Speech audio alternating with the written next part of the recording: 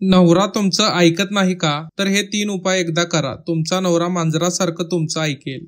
नमस्कार मित्रांनो आणि मैत्रिणींनो, आज आपण माहिती घेणार आहोत एका अशा उपायाची की ज्यामुळे पती आपल्या पत्नीचं म्हणणं नेहमी ऐकेल. आज पण बरीचशी कुटुंब आहेत ज्या कुटुंबामध्ये ताणतणाव आहे. पती हा वाम मार्गाला लागलेला आहे, चुकीच्या मार्गाने जात आहे. तो त्याच्या पत्नीकडे दुर्लक्ष करतो, त्याच्या पत्नीचं काहीच ऐकत नाही. पती आणि पत्नीमध्ये तिसरी एखादी व्यक्ती आलेली असते. जर अशा प्रकारचा प्रसंग आपल्याही जीवनात आलेला असेल तर ज्या माता भगिनी आहेत त्यांनी यातील कोणतेही एक उपाय जरी आपण केला तरी आपला पती आपल्या जवळ नक्की राहील, तुमचं म्हणणं पण नक्की ऐकेल. पहिला उपाय अत्यंत साधा आणि सोपा असा आहे. जर तुमच्या पतीच्या हातामध्ये चांदीची अंगठी असेल तर तुम्ही हा उपाय करा. जर नसेल तर काळजी करू नका. हा उपाय सांगितल्यानंतर आम्ही अजून 2 उपाय सांगणार आहोत. तर पहिला उपाय असा आहे की तुमच्या हातातील चांदीची अंगठी आणि तुमच्या पतीच्या हातातील चांदीची अंगठी घ्यायची आहे आणि त्यांना एखाद्या लाल दोऱ्याने आपण घट्ट बांधायचं आहे. बांधत असताना 7 गाठी मारायच्या आहेत आणि नंतर आपण कुंकवाची डबी घ्यायची आहे आणि कुंकवाच्या डबीमध्ये या दोन्ही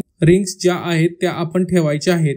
ही डब्बी आपण आपल्या तिजोरीमध्ये ठेवून द्या. हा उपाय करताना तुमच्या पतीला सांगून केला तरी चालेल, अगदी कळत न कळत केला तरीही चालेल. असा उपाय केल्यानंतर तुम्हाला दिसेल की आपला पती जो आपल्यापासून दूर गेला होता तो आता आपल्या जवळ येऊ लागलाय. तुमच्यातील दुरावा संपुष्टात येईल. दुसरा उपाय आहे जो अतिशय साधा आणि सोपा आहे. आपण एक गुलाबी रंगाचा कागद घ्यायचा आहे आणि या एका आंब्याच्या झाडाची काडी किंवा एक काडी आपण घ्यायची आहे आणि या गुलाबी कागदावर त्या काडीच्या मदतीने कुंकू घेऊन तुम्ही त्यावर तुमचं स्वतःचं आणि तुमच्या पतीचं नाव लिहायचं आहे. नाव लिहिल्यानंतर कागदावर आपण 7 ठिकाणी थोडी थोडी चिमूटभर हळद लावायची आहे. आता हा कागद सुकल्यावर तुम्ही तुमच्या घरात भगवान विष्णूंची मूर्ती नक्की असेल किंवा श्रीकृष्णाची मूर्ती नक्की असेल तर त्या मूर्तीच्या खाली आपण हा कागद ठेवून द्यायचा आहे. 21 दिवस आपण हा कागद त्या ठिकाणी ठेवायचा आहे आणि हे 21 दिवस सलग आपण भगवान श्री विष्णूंची पूजा करायची आहे. लक्षात घ्या, या दरम्यान 5 दिवसांचा तुमचा कालावधी असतो. तो कालावधी आला तर पुढे 5 दिवस हा कालावधी वाढवायचा आहे. असं केल्याने तुम्हाला दिसेल की तुमचा पती तुमच्यावर पहिल्यासारखं प्रेम करू लागलाय. 21 दिवसानंतर हा कागद काढून तुम्ही एखाद्या वाहत्या पाण्यामध्ये प्रवाहित करू शकता. वाहत पाणी जर नसेल तर एखादे तुमच्या घरातील भांड घेऊन त्या भांड्यात पाणी घ्या आणि त्यामध्ये हा कागद बुडवा. अतिशय साधा आणि सोपा उपाय आहे.